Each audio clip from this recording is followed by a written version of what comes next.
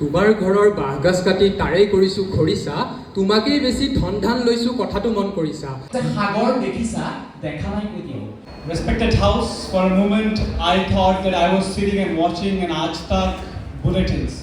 জিকাৰ গছত ভেন্দি, ভেন্দিৰ গছত দাংবডি বিচাৰি হাবাথুৰি খাই পুপুৰি কণা মানুহৰ দৰে। তোমাৰ ঘৰৰ বাঁহগাজ কাটি তাৰেই কৰিছো খৰিচা, তোমাকেই বেছি ধন ধান লৈছো কথাটো মন কৰিছা। নমস্কাৰ মাননীয় অধ্যক্ষ মহোদয় আৰু মহামান্য সদন। মোৰেই ঘৰৰ বাঁহগাজ কাটি মোকেই বেছি মোৰেই জল বন দখল কৰা এক শ্ৰেণীৰ ৰঘুমলা সদৃশ মানুহৰ হাতৰ পৰা সেই জল বন স্থল দখল কৰাৰ যি মানসিকতা আৰু যি অভিযান তাক সম্পূৰ্ণৰূপে সমৰ্থন জনাইছোঁ। আৰু আপোনাৰ জৰিয়তে সন্মানীয় বিৰোধী পক্ষৰ সদস্যজনক জনাই দিব খুজিছোঁ যে বেদখলৰ সমস্যাটো কেৱল মাত্ৰ সামাজিক বা ৰাজনৈতিক সমস্যা নহয়, ইয়াৰ বিপৰীতে ই হৈছে এক পাৰিপাৰ্শ্বিক সমস্যা আৰু লগতে ই হৈছে অসমৰ খিলঞ্জীয়া ভূমিপুত্ৰসকলৰ অস্তিত্বৰ ওপৰত আহি পৰা এক প্ৰশ্নৰ সমস্যা।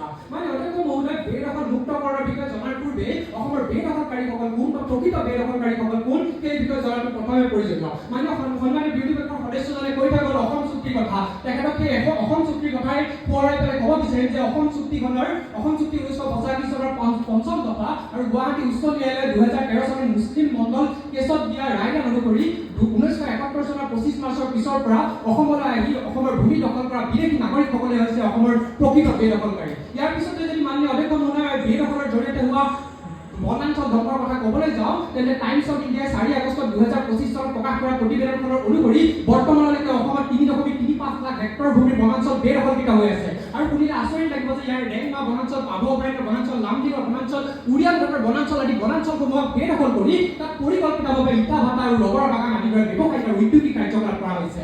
ইয়াৰ উপৰিও শেহতীয়াকৈ লাওখোৱা অভয়াৰণ্য আৰু বুঢ়াচাপৰি অভয়াৰণ্য চলা উচ্ছেদ অভিযানৰ ঠিক পিছতেই সেই অভয়াৰণ্যসমূহলৈ গড় আৰু হাতী ঘূৰি অহাৰ দৃশ্য কেমেৰা টেপত বন্দী হৈছে। গতিকে প্ৰকৃতিয়ে নিজেই প্ৰমাণ কৰিছে বেদখল মানে কেৱল মাত্ৰ ভূমিৰ বেদখল নহয়, বেদখল মানে হৈছে বছৰ পুৰণি বৃক্ষৰ বেদখল, বেদখল মানে হৈছে নিৰ্মম জীৱ জন্তুৰ বেদখল। মানে অধ্যক্ষ মহোদয় যিটো সময়ত গুৱাহাটী উচ্চ ন্যায়ালয়ে principal chief conservation of forest অৰ্থাৎ PCCF বৰ্তমান সময়ত চলি থকা উচ্ছেদ অভিযান সম্পূৰ্ণৰূপে অগ্ৰগতি দিবলৈ নিৰ্দেশ প্ৰদান কৰিছে, যিটো সময়ত মহামান্য উচ্চতম ন্যায়ালয়ে সকলো ৰাজ্যকে PN বুদাবৰণৰ কেছত বৰ্তমান সময়ত চলি থকা উচ্ছেদ অভিযান অগ্ৰগতি দিবলৈ আৰু অবৈধ বনাঞ্চল দখল উচ্ছেদ কৰিবলৈ নিৰ্দেশ প্ৰদান কৰিছে। তেনে প্ৰেক্ষাপটত আজি সদনৰ উত্থাপিত বিধেয়কখনক ন্যায়সংগত নহয় বুলি কৈ থৈ সন্মানীয় বিৰোধী পক্ষৰ সদস্যজনক উদ্দেশ্যি ক'বলৈ পালে ভাল পাম, দেখিছা শুনিছা তথাপিও বুজা নাই, ৱাইফাই ঠিকেই আছে কিন্তু ইণ্টাৰনেট অহা নাই। মানে অধ্যক্ষ মহোদয় কেৱল মাত্ৰ বনাঞ্চল ধ্বংসই নহয়, বেদখলৰ সমস্যাই অসমৰ খিলঞ্জীয়া লোকসকলৰ অস্তিত্বৰ ওপৰত প্ৰশ্ন উত্থাপন কৰিছে।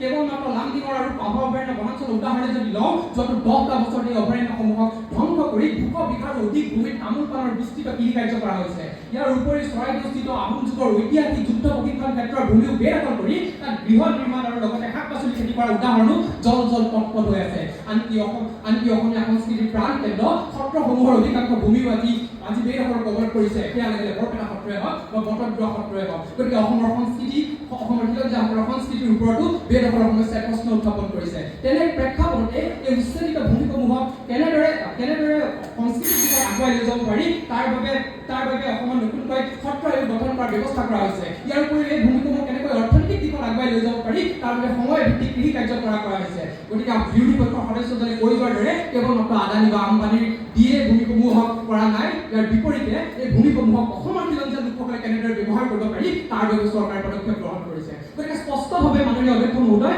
বেদখল মানে কেৱল মাত্ৰ এচাম লোকে নিজৰ জীৱনটো সুন্দৰকৈ অতিবাহিত কৰিবলৈ কৰা কাৰ্য নহয়, ইয়াৰ বিপৰীতে বেদখলৰ আঁৰত লুকাই থাকে অৰ্থনৈতিক স্বাৰ্থ, বেদখলৰ আঁৰত লুকাই থাকে সাংস্কৃতিক স্বাৰ্থ আৰু বেদখলৰ আঁৰত লুকাই থাকে পাৰিপাৰ্শ্বিক স্বাৰ্থ। নেতাজী সুভাষ চন্দ্ৰ বসুৰ ভাষাত ভূমি হৈছে এখন দেশৰ স্থায়ী অৰ্থনীতি। এখন দেশৰ ভূমিৰ বেদখল মানে সেই দেশখনৰ অৰ্থনীতিৰ বেদখল, সেই দেশখনৰ সংস্কৃতিৰ বেদখল আৰু সেই দেশখনৰ অস্তিত্বৰ বেদখল। ধন্যবাদ মাননীয় অধ্যক্ষ মহোদয়, ধন্যবাদ মহামান্য সদন।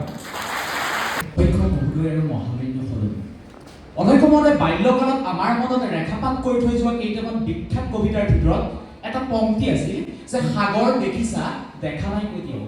দেৱকান্ত বৰুৱাৰ দ্বাৰা ৰচিত এই বিখ্যাত কবিতাটোৰ পংক্তিটো এইবাবে উল্লেখ কৰিলোঁ কাৰণ আপুনি আজিলৈকে দেখিছে জানো এনে চৰকাৰ যি শাসনৰ সমগ্ৰ ক্ষমতা কুক্ষিগত হৈ থকাৰ পাছতো নিজক চূড়ান্ত ব্যৰ্থ হিচাপে সদনত ঘোষণা কৰে।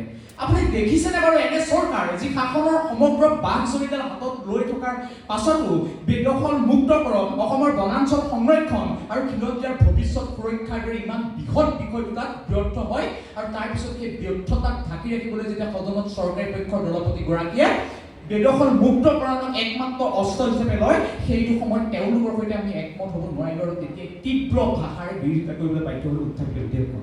অলপ সময়তে সুধাকণ্ঠ ডক্টৰ ভূপেন হাজৰিকাই কৈছিল যে লুইতৰ পাৰৰ মাটিক মাত দি বোলা প্ৰত্যেকজন ভাল ভাৰতীয় হৈছে এজন ভাল অসমীয়া খিলঞ্জীয়া। আৰু আজি সদনৰ দ্বিতীয়গৰাকী চৰকাৰী পক্ষৰ বক্তাই কৈ থৈ গ'ল যে 1971 চনৰ 25 মাৰ্চৰ আগত অহা মানুহখিনি অসমৰ খিলঞ্জীয়া। তাৰপিছত আকৌ সিদিনা যেতিয়া তেওঁলোকে এখন গেজেটেড নটিফিকেশ্যনৰ জৰিয়তে নাগৰিকত্ব সংশোধনী বিধেয়কৰ সময়সীমা 2024 চনলৈকে বৃদ্ধি কৰিলে, অৰ্থাৎ 2024 চনলৈকে থকা অবৈধ বিদেশীসকল হৈছে অসমৰ খিলঞ্জীয়া। অৰ্থাৎ আজি অসমৰ খিলঞ্জীয়া কোন তাৰ এটা স্পষ্ট সংজ্ঞা যেতিয়া তেওঁলোকে দিব নোৱাৰিলে, তেতিয়া তীব্ৰ ভাষাৰে বিৰোধিতা কৰিবলৈ বাধ্য হ'লো উত্থাপিত বিধেয়কখন।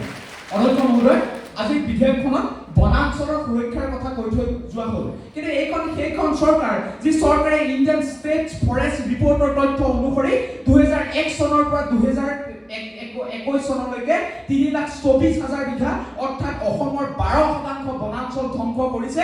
আৰু সেইটো সময়ত যোৱা 4টা বছৰত কেৱল মাত্ৰ ৰাষ্ট্ৰীয় ঘাইপথ নিৰ্মাণৰ নামত 94,000 জোপা গছ ধ্বংস কৰিছে। আৰু সেই একেখন চৰকাৰে যেতিয়া ডিমা হাছাওৰ 3,000 বিঘা ভূমি যেতিয়া কোনোবা বহিৰাগত কোম্পানীক গতাই দিয়ে, আৰু আনহাতে একেখন চৰকাৰে 1 লাখ জোপা গছ পুলি ৰুবলৈ গৈ 1000 জোপাও যেতিয়া গছ পুলি বচাব নোৱাৰে, সেই চৰকাৰখনৰ বনাঞ্চল সংৰক্ষণৰ সদিচ্ছা কিমান আমি বুজি উঠিছো আৰু তীব্ৰ ভাষাৰে বিৰোধিতা কৰিছো উত্থাপিত বিধেয়কখন। অনবৰতে অসমৰ বনাঞ্চলৰ যি চৰকাৰখনে নাটক সৃষ্টি কৰিলে তাৰ আমি প্ৰকৃত প্ৰেক্ষাপট বুজি উঠাটো আজি প্ৰয়োজনীয়। অনবৰতে সৰ্বানন্দ সোণোৱাল ভাইচান্স ইউনিয়ন অফ ইণ্ডিয়াৰ গোচৰৰ উচ্চতম ন্যায়ালয়ে ইতিমধ্যে কৈছে অসমত বিদেশীৰ ইলিগেল ইমিগ্ৰেশ্যন আৰু ইণ্টাৰনেট ডিষ্টাৰ্বেঞ্চ হৈছে। সেই একে সৰ্বানন্দ সোণোৱালে যেতিয়া শাসনত অধিষ্ঠিত হ'ল, তাৰপিছত বিদেশী সেনাৰ নাম লৈ যেতিয়া কাজিৰঙাত প্ৰথমবাৰৰ বাবে বিদেশী সেনা অভিযান আৰম্ভ কৰিছিল, তেতিয়ালৈকে সকলো ঠিকেই আছিল। কিন্তু তাৰপিছত যেতিয়া এইখন RTI তথ্যত প্ৰকাশ পালে যে সেই অবৈধ বিদেশীসকলক 5 লাখ টকা দিয়া হ'ল, আৰু তাৰপিছত কাজিৰঙাৰ দাঁতিকাষৰীয়া অঞ্চলত 14 কোটি টকা খৰচ কৰি বিদেশীসকলক সংস্থাপিত কৰা গ'ল, তেতিয়া আমি বুজিছিলোঁ যে তেওঁলোকে আচলতে প্ৰকৃতাৰ্থতে খিলঞ্জীয়া সুৰক্ষা কৰিব বিচাৰিছে নে এখন ৰাজনৈতিক নাটক আৰম্ভ কৰিব বিচাৰিছে। অনবৰতে ইয়াৰ পিছতো এই নাটকখন আৰম্ভ কৰা গ'ল গৰুকুটিত, আৰু গৰুকুটিত প্ৰায় 1500 অবৈধ বিদেশী পৰিয়ালক সংস্থাপিত কৰা গ'ল। আৰু আটাইতকৈ আচৰিত কথা এয়াই যে এই বিদেশী বেদখল মুক্ত অভিযানটো যেতিয়া উদজনি অসম পালে, কোনোবা শক্তিয়ে সেই বিদেশী বেদখল মুক্ত অভিযানটো মিয়াখেদা আন্দোলনে পৰ্যবেক্ষিত কৰিলে। আৰু সেইটো সময়ত আমি আপোনাৰ জৰিয়তে তেওঁলোকক সুধিব বিচাৰিছো যে আপোনালোকে প্ৰকৃতাৰ্থত খিলঞ্জীয়াৰ ভৱিষ্যত সুৰক্ষিত কৰিব বিচাৰিছে নে 26ৰ নিৰ্বাচনটোক লক্ষ্য কৰি নিজৰ ৰাজনৈতিক ভূমিকা সৃষ্টি কৰিব বিচাৰিছে, সেই কথাটো সদায় স্পষ্ট কৰক। অনবৰতে যদি খিলঞ্জীয়াৰ সুৰক্ষাৰ বাবে প্ৰয়োজন আছিল, তেতিয়াহ'লে ফৰেষ্ট ৰাইট এক্ট 2006খন অসমত সম্পূৰ্ণৰূপে ইমপ্লিমেণ্ট কৰাৰ প্ৰয়োজন আছিল। আজি প্ৰয়োজন আছিল হৰিশংকৰ ব্ৰহ্ম কমিটিয়ে কোৱা সেই ইনাৰলাইন পাৰ্মিটখন প্ৰয়োগ কৰি অসমীয়াৰ ভূমিৰ সুৰক্ষাৰ অধিকাৰ সুৰক্ষিত কৰা। আজি প্ৰয়োজন আছিল অসমীয়াৰ ভাষিক সাংস্কৃতিক আৰু ৰাজনৈতিক অধিকাৰৰ বাবে ৰক্ষা কৱচ প্ৰণয়ন কৰা। আৰু চতুৰ্থতে আটাইতকৈ প্ৰয়োজন আছিল এখন সঠিক ৰূপৰেখাৰ জৰিয়তে অসমীয়া খিলঞ্জীয়াৰ অৰ্থনৈতিক অধিকাৰ সুৰক্ষিত কৰা। আৰু আমি আশা কৰিম যে সন্মানীয় চৰকাৰী পক্ষৰ সদস্যসকলে এই মূল কথাসমূহ বুজি পাব আৰু সদনত আজি বিধেয়কখন বাতিল কৰি আন এখন প্ৰাসংগিক তথা গুৰুত্বপূৰ্ণ বিধেয়ক উত্থাপন কৰিব। ধন্যবাদ মাননীয় অধ্যক্ষ মহোদয়, ধন্যবাদ মহামান্য। Respected House, for a moment I thought that I was sitting and watching an Aaj Tak bulletins, because the way the topics are being changed, the way it has been changed from the history to the illegal immigrants to Bangladesh and to Nepal, and there's facts which the opposition bench members are presenting today. It reminds me of a very beautiful quote by Albert Einstein. He once said, and I quote, that some people uses statistics and facts like a drunken man uses lamppost, more for the support than for the actual light.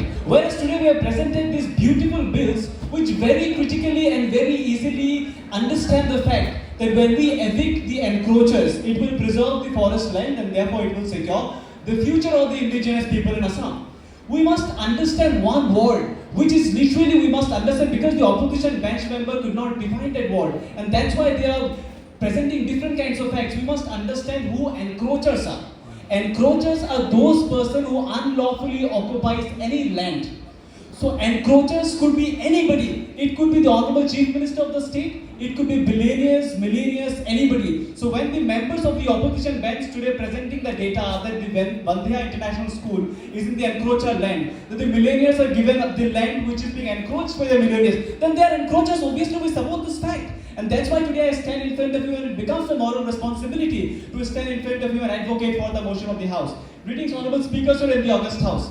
Respected House, today I have a matchstick in my hand. And unlike the other side, I do not want to burn down the House with false argument. I want to light a candle. I want to put for the positive argument that will definitely prove that this bill must be accepted in this House. For a reason that this bill is very simple. We did not need to go to our past, what happened in the past. We did not need to understand the rocket science to understand this bill. What we need to understand who the encroachers are, who we need to evict, and what we need to protect. What we need to protect is the forest land. We are today standing against protecting the forest land. Can you imagine? Can this respected House imagine that we are against the forest land? Today we are talking about securing the future of the indigenous people. How do we secure ourselves? We secure ourselves by securing the forest land. The tribal people or the indigenous people who are intricately connected to the forest land, their identity is the forest land. Today if you go to someone's house, to your family's house, how do we introduce our plants? We introduce our plants as this is the plant that I grew when I was 6 years old. Now when I'm 10 years old, this plant has been risen to that much and the fruits are being given to me. We introduce a plant that therefore the indigenous people who are residing nearby those forest lands, who are protecting the forest land, they are coming out with various initiatives. Initiatives such as planting trees, initiatives such as Hati Bandhu festivals, where they are preserving these areas, where they are planting paddy fields for the elephants, and they are protecting those elephant corridors. Respected House, sometimes it becomes very easy for us.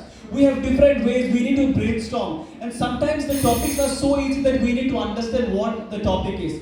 For the sake of Assamese people, for the sake of preserving the forest land, and for the sake of the benefits of Assam, we did not always need to emotionalize everything. We did not always need to emotionalize the fact that how many people sacrificed their lives, what is our history, what happened in the past. We need to be in the present, and we need to understand the fact that what encroachers are, what forest land is, what we need to protect, and who are we and how do we need to protect our future.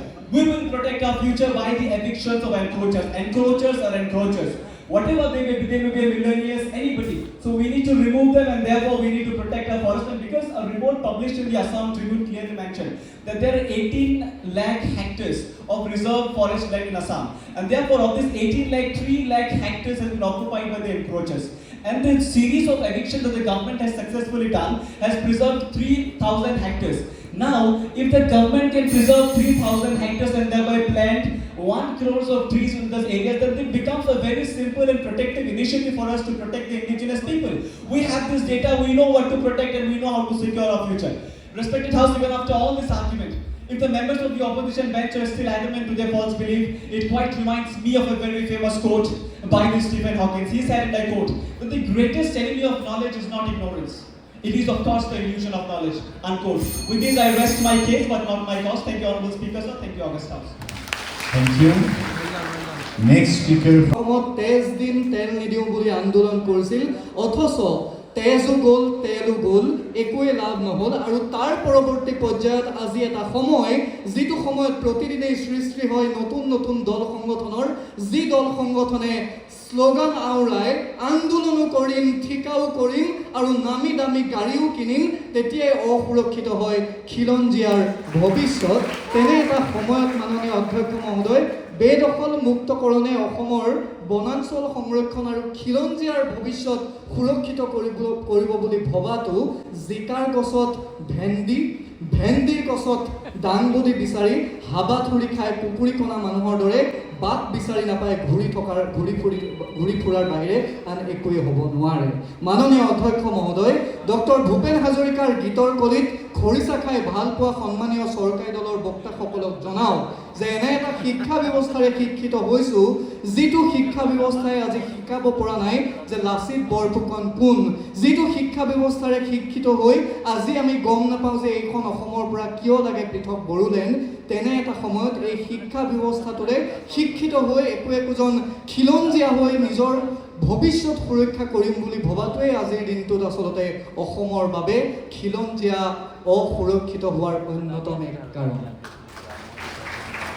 সন্মানীয় অধ্যক্ষ মহোদয়, সন্মানীয় গড়গাঁও মহাবিদ্যালয়ৰ অধ্যক্ষ মহোদয়কে প্ৰমুখ্য কৰি মঞ্চত উপবিষ্ট জ্যেষ্ঠ সকলো সদৌ অসম ভিত্তিক তৰ্ক প্ৰতিযোগিতা আয়োজন কৰিছে। তাত মাত্ৰ 3জন মহাবিদ্যালয় পৰিয়ালৰ অধ্যাপক অধ্যাপিকা উপস্থিত আছে, বাকী প্ৰতিযোগীসকল আছে আৰু অডিয়েন্সৰ নামত মাত্ৰ 3গৰাকী ছোৱালী, 3গৰাকী ছাত্ৰী। গতিকে এনেকুৱা কিছু পটভূমিৰ বিপৰীতে আজি যে শেষ মুহূৰ্তলৈকে টনুপৰ সোঁৱৰণি সদৌ অসম প্ৰতিযোগিতাখনৰ সেই শেষৰ বেঞ্চত শেষৰ চকীত বহি থকা ছাত্ৰ ছাত্ৰী কেইগৰাকীয়েও যে শুনি থাকে, এই পৰিৱেশটো ভাল লগা। আৰু এনে এটা পৰিৱেশৰ মাজতেই 2009 বৰ্ষত সেই শ্ৰেষ্ঠ দলৰ সন্মানটো স্বাৰীং শ্বহীদ মণিৰাম দেৱান মহাবিদ্যালয়ক প্ৰতিনিধিত্ব কৰি লাভ কৰিছিলোঁ। আৰু 2012 বৰ্ষত সেই বছৰ মই দ্বিতীয় শ্ৰেষ্ঠ তাৰ্কিক আছিলোঁ, আৰু 2012 বৰ্ষত পুনৰ দ্বিতীয় শ্ৰেষ্ঠ তাৰ্কিক আছিলোঁ।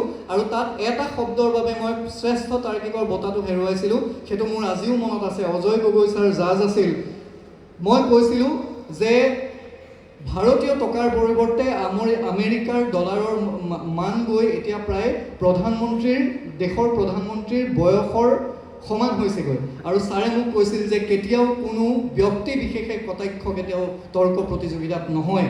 আজি কিন্তু এগৰাকী প্ৰতিযোগীয়ে এখন অন্যতম শ্ৰেষ্ঠ শিক্ষানুষ্ঠানৰ এগৰাকী প্ৰতিযোগীয়ে আহি আজি পোনে আহি মুখ্যমন্ত্ৰীৰ পত্নীগৰাকীক নাম লৈ ইয়াত আক্ৰমণ কৰা দেখা পোৱা গ'ল। ই কিন্তু তৰ্ক কলাৰ বাবে এটা বিপদজনক বিষয়, আৰু এই বিষয়বোৰ হ'ব নালাগে। দ্বিতীয় কথা হৈছে, ইতিমধ্যে প্ৰশান্ত শৰ্মা ছাৰে মোলৈ কেইবাটাও বিষয় কৈ থৈ গ'ল। মই খুব কম সময়ৰ ভিতৰত মাত্ৰ যিকেইটা আমি খুব দৃষ্টিগতভাৱে আজি বিচাৰকৰ আসনৰ পৰা আমাৰ চকুত পৰিছে সেই কথাকেইটা কৈ থৈ যাওঁ। আজি মই এটা বগা চাৰ্ট পিন্ধি আহিছোঁ, আজি মই এটা ফুল চাৰ্ট পিন্ধি আহিছোঁ, বা আজি মই খুব সাজ পোছাকযোৰ শালীনতাৰে পিন্ধি আহিছোঁ এইবাবেই কাৰণ এইখন এখন তৰ্ক প্ৰতিযোগিতা। যেতিয়া মই মোৰ লগৰ ল'ৰা এটাক কোনোবাই মাৰপিট কৰিলে, সেই ল'ৰাটোক বচাবলৈ গৈ যেতিয়া মই মাৰপিট কৰিবলৈ যাম, তেতিয়া হয়তো মই এনেকৈ নাযাম। তেতিয়া মই মাৰপিট কৰিবলৈ গ'লে বুকুলৈকে বুটামটো খুলি অকণমান হাত পোচাই এনেধৰণে অলপ আক্ৰমণাত্মক ভংগীৰে মই তেওঁক প্ৰতি আক্ৰমণ কৰিবলৈ যাম। আজি মই এগৰাকী প্ৰতিযোগী দেখিলোঁ যে বুকুলৈকে বুটাম ফালি লৈ দাড়িৰে ভুবুৰা হৈ এনেধৰণে কিন্তু তৰ্ক প্ৰতিযোগিতাৰ যদি আপুনি সাজ পোছাক ভাবিছে কৰি আহিম বুলি, আমি কিন্তু সেই বস্তুটো বৰ এটা ভাল লগা নাই। দ্বিতীয় কথা হৈছে যে হাস্যৰসৰে ব্যৱহাৰ কৰা এগৰাকী প্ৰতিযোগী আজি বহুদিনৰ মূৰত দেখিলোঁ, আৰু সেই প্ৰতিযোগীগৰাকী কোন আপোনালোকে নিজেও গম পাইছে, তেওঁ গম পাইছে, আৰু সেই প্ৰতিযোগীয়ে হয়তো আজি পুৰস্কাৰ পাবলৈ সক্ষম হৈছে নে নাই হোৱা মই নাজানো, আৰু কিছু মুহূৰ্তৰ পিছতেই সেই সুখকৰ মুহূৰ্ত আহি আছে। কিন্তু হাস্যৰসৰ জৰিয়তে যে তৰ্ক কৰিব পাৰি, অডিয়েন্সক যে ধৰি ৰাখিব পাৰি, দৰ্শকক যে ধৰি ৰাখিব পাৰি, কাৰণ 40জন প্ৰতিযোগী, য'ত আজি উত্তৰ পূব ভিত্তিত আয়োজন কৰা ডিবেট এখনত কেতিয়াবা হয়গৈ 13ৰ পৰা 14জন প্ৰতিযোগী, আজি কিন্তু টনুপৰ সোঁৱৰণি সদৌ অসম ভিত্তিত আয়োজিত হোৱা 32 সংখ্যক এই প্ৰতিযোগিতাখনত 40জন প্ৰতিযোগী ইমান সহজ নহয়। আৰু সেই প্ৰতিযোগীসকলে আজি কোনেও ইয়াত থাকি জাজক এড্ৰেছ কৰা নাই, আজি কোনেও ইয়াত থাকি মাই ডিয়াৰ ফ্ৰেণ্ডছ বুলি কোৱা নাই। এই যিটো টেকনিকেলি চাউণ্ড বা এই টেকনিকেলি শুদ্ধ ৰূপত তেওঁলোকে যে তৰ্ক কলাক উপস্থাপন কৰিছে, ইয়াতকৈ আৰু ভাল লগা পৰিৱেশ কি হ'ব পাৰে? আমিতো বিচাৰোঁ ফুটবল যেনেধৰণে ঐচ্ছিক বিষয় শিক্ষা ব্যৱস্থাত হ'ব পাৰে, এটা দিনত যদি তৰ্ক কলা বা কুইজো ঐচ্ছিক বিষয় হিচাপে হ'ব পাৰে, তাতকৈ আমাৰ দৰে তৰ্ক কলাৰ ছাত্ৰ হিচাপে আমি যিহেতু শিকি আছোঁ, ইয়াতকৈ আৰু ভাল লগা বিষয় কি হ'ব পাৰে? বিষয়টো আজি আছিল যে বেদখল মুক্তকৰণে অসমৰ বনাঞ্চল সংৰক্ষণ আৰু খিলঞ্জীয়াৰ ভৱিষ্যত সুৰক্ষিত কৰিব। কিন্তু আমি দেখা পোৱা গ'ল যে য'ত আজি বিৰোধীয়ে প্ৰথম পাৰ্টটো নোচোৱাকৈয়ে খিলঞ্জীয়াৰ ভৱিষ্যত, খিলঞ্জীয়া মানেনো কি, খিলঞ্জীয়াৰ আজিলৈকে সংজ্ঞাটো নিৰ্ধাৰণ হ'ল নে নহ'ল, খিলঞ্জীয়া মানেনো কোনে, ৰাষ্ট্ৰসংঘই কি সংজ্ঞা এতিয়ালৈকে দিছে, আমি সেয়া গ্ৰহণ কৰিছোঁ নে নাই, প্ৰয়াত প্ৰণৱ গগৈ বিধানসভাৰ অধ্যক্ষগৰাকীয়েনো খিলঞ্জীয়াক লৈ কি সংজ্ঞা দিছিল, এই কথাবোৰ কিন্তু কোনো এগৰাকী বা দুগৰাকীয়ে চুই যোৱাৰ বাহিৰে তাতেই তৰ্কটো কৰিব পাৰিলেহেঁতেন যে খিলঞ্জীয়া মানে অসমৰ খিলঞ্জীয়াৰ বৰ্তমান অৱস্থাটো কি, অৰ্থ সামাজিক অৱস্থাটো কি, শৈক্ষিক অৱস্থাটো কি, সাংস্কৃতিক অৱস্থাটো কি, যিটো সাংস্কৃতিক অৱস্থাত থাকি এগৰাকী মাতৃয়ে পূৰ্বতে আমাক কোৱাইছিল যে আমাৰে মইনা শুবই, এতিয়া হৈছে কি অৰ্ধনগ্ন হৈ একাংশ মাতৃয়ে ৰিলছ বনাই নিজৰ কেঁচুৱাক শুৱাবলৈ পাহৰি গৈছে। এনেকুৱা এটা অৱস্থাত আমি আছোঁ, ইনষ্টাগ্ৰাম মেলিব নোৱাৰা এটা অৱস্থা, ফেচবুক কাষৰজনৰ আগত খুলিব নোৱাৰা এটা অৱস্থা, এনেধৰণৰ সমস্যাবোৰ কিন্তু আজি এই বিষয়টোৰ অন্যতম এটা অংগ হ'ব পাৰিলেহেঁতেন। একেবাৰে শেষত কওঁ, শুনিবলৈ খুব হাঁহি উঠা কথা, আজি একাংশ প্ৰতিযোগীয়ে মই দেখিলোঁ যে প্ৰথমতে আহি এইটো ইমানেই এডজাষ্ট কৰিছে এই মাইক্ৰফোনটো যে আমি তাতেই বিষয়টো ভাল লগা নাই যে আগৰগৰাকী প্ৰতিযোগীয়ে যেতিয়া কথাখিনি কওঁতেই আমি পূৰ্বানুমান কৰি লৈছোঁ যে ক'ৰ পৰা আমি স্পীকাৰটোত কথা ক'লে শুনিম, ক'ৰ পৰা আমি মাইক্ৰফোনটোত কথা ক'লে আমি শুনিম। তাত আহি এই এডজাষ্ট কৰা বা কিবা কৰা, যদি আপোনাৰ ইমানেই সমস্যা হৈছে, আপুনি চাউণ্ডৰ শ্ৰদ্ধাৰ আমাৰ দাদা আছে, কেইবাবছৰো তেখেতক ইয়াত পাই আছোঁ, দাদাকো যদি এবাৰ কৈ দিয়ে যে খুৰা বা দাদা আপুনি আহক অকণমান এইটো সলাই দিয়ক, তেতিয়ালৈকে আমি তাত ৰিং যিহেতু কৰা নাই, বেল যিহেতু বজোৱা নাই। একাংশ প্ৰতিযোগীক দেখিছোঁ আমি অংগী ভংগী দেখাওঁতে এই মাইক্ৰফোন পৰি যাওঁ অৱস্থা, আৰু একাংশ প্ৰতিযোগীক দেখিছোঁ মাইক্ৰফোনটো এনেকুৱা কৰি আছে, মানে হাতত লাগি মাইক্ৰফোনটো পৰি যাওঁ হৈছে। গতিকে তেনেকুৱা এটা অৱস্থাত চাউণ্ডটোনো আমি কেনেকৈ ভালকৈ পাম, দৰ্শকে কেনেকৈ পাব, এই কথাবোৰ কিন্তু আমি আখৰা নকৰিলে আমি বুজাব নোৱাৰিম। একাংশ প্ৰতিযোগী আহিছে, ইমান সুন্দৰ কণ্টেণ্ট, ইমান সুন্দৰ তেওঁলোকৰ বিষয়বস্তু, অথচ ক্ৰছ ফায়াৰিং নাই, কোনো হিউমাৰ নাই, কোনো মডুলেশ্যন নাই, একেটা স্কেলতে এই কথাবোৰ কৈ আছে।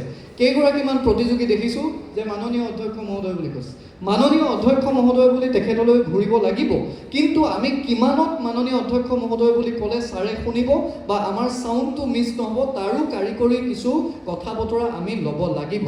একাংশ প্ৰতিযোগীক দেখিছোঁ যে কনফিডেন্স লাগে, আত্মবিশ্বাস লাগে, সেলফ কনফিডেন্স লাগে, কিন্তু সেলফ কনফিডেন্স কেতিয়াও অভাৰ কনফিডেন্স হ'ব নাপায়। এনেকুৱা আহিছে যে এনেকুৱা দেখুৱাইছে এটিটিউড যে মোৰ সমান আৰু তাৰ্কিক নাই, আজি মই ফালি পেলাম। আৰু একেবাৰে দৃষ্টিগতভাৱে মই এজন তাৰ্কিক মই চিনিও পাওঁ, তেওঁক মই বাহিৰলৈ গৈ দুটা ধমকিও দিম, মোৰ খুব মৰমৰ ভাইটি। সেইফালে চকীখন নি লৈছে অকণমান পৃথককৈ, আৰু তেওঁ কৰিছে কি তাতেই থাকি ডিবেটখন আওৰাই আছে, তেওঁৰ যিটো স্ক্ৰিপ্ট তেওঁ আওৰাই আছে, হয়তো দেখুৱাব বিচাৰিছে যে চাওক মই তৰ্কক লৈ মোৰ ইমান ডেডিকেশ্যন, আজি তৰ্কৰ ইনচাৰ্জ ছাৰে চালে ভাল পাব, মোক কৈ পঠিয়াব। সেইফালৰ পৰা ছাত্ৰীকেইগৰাকীও মানুহে যদি চাই থাকে মোক ভাল পাব যে চাওক মই ডিবেটক লৈ ইমান মই কনচিয়াছ, মই আওৰাই আছোঁ। আনকি মই দেখিছোঁ যে ডিবেট শেষ হোৱাৰ পিছতো তেওঁ তাত থাকি এনেকুৱা ধৰণে আছে, সেই বিষয়বোৰ বৰ দৃষ্টিগত হয়। গতিকে এইবোৰৰ পৰা যদি এৰাই চলোঁ, আমি ভাবোঁ যে তৰ্ককলাৰ এই জগতখনক আমি নিজকে এটা কেৰিয়াৰ হিচাপে তৰ্কক লৈ আমি আগুৱাই যাব পাৰিম, নিজকে প্ৰতিষ্ঠা কৰিব পাৰিম।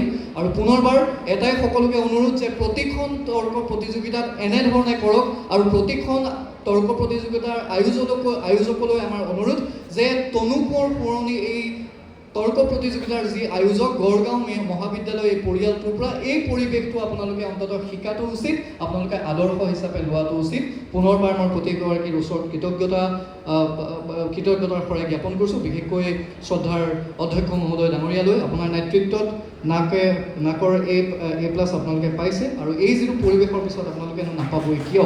গতিকে মই ভাবোঁ যে তৰ্ক প্ৰতিযোগিতাৰ এই পৰিৱেশটো সকলোৱে যদি আদৰ্শ হিচাপে লয়, অসমত তৰ্ক প্ৰতিযোগিতাই য'ত পূৰ্বৰ যিটো গৰিমা আছিল সেই গৰিমা হেৰাই যোৱা বুলি মাজে মাজে অভিযোগ উত্থাপন হয়, সেই অভিযোগটো খণ্ডন কৰি এটা নতুন দিগন্ত। ধন্যবাদ। জয়তু গড়গাঁও।